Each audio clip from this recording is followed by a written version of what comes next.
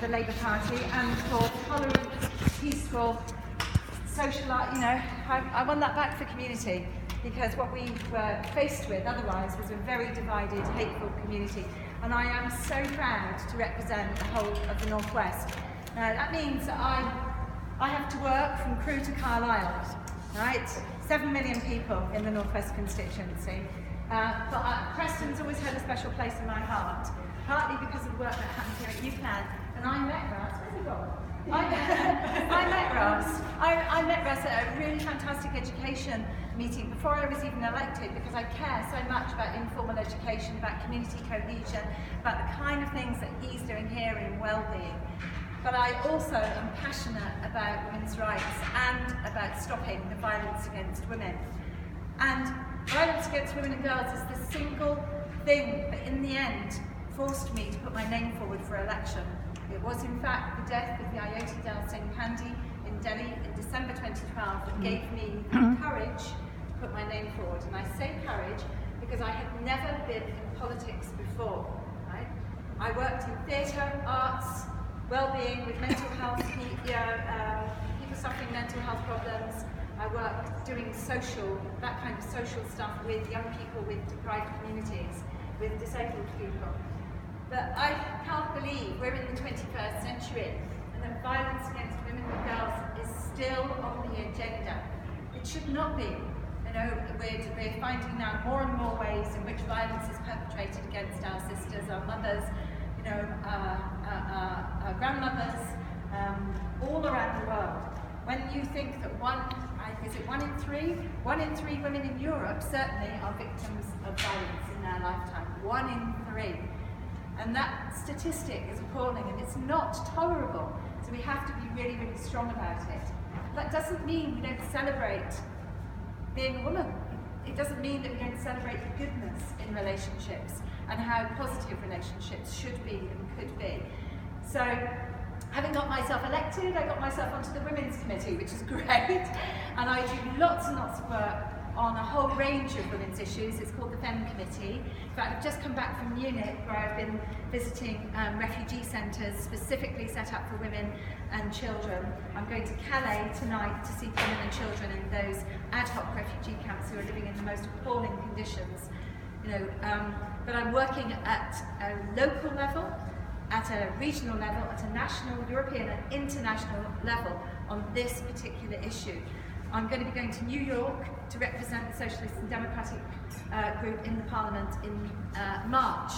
So, this message from today will go with me, that actually we don't stand alone, we stand with men, we stand with boys, with girls, we stand with women from all walks of life, from all different ethnicities, all faith groups. We stand together on this issue, and actually we stand cross-party on this issue as well. It's not on a political agenda because it's about rights.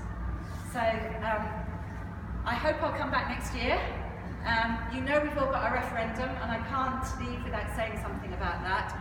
Women's rights are enshrined in the European Union. They are not enshrined here in our own country. And the rights that have been fought for in the European Parliament by your elected representatives are under threat.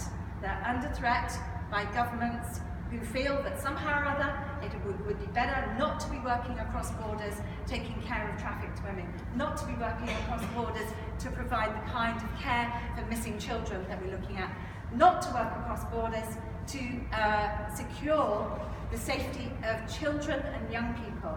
And I was very moved by an article Keir Starmer wrote in The Guardian in the first week of January, where he stated the exact number of children whose lives had been safeguarded because we are members of the EU.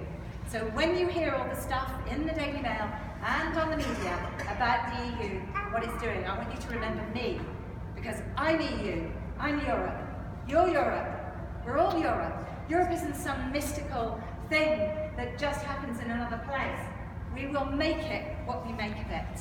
And actually, I got in politics to change it and to try and make a difference and try and connect and give people a sense of, I'm a public servant, if I'm not doing my job properly, you tell me, all right? We're accountable to you. You put us into place, and if we're no good at it, you need to tell us.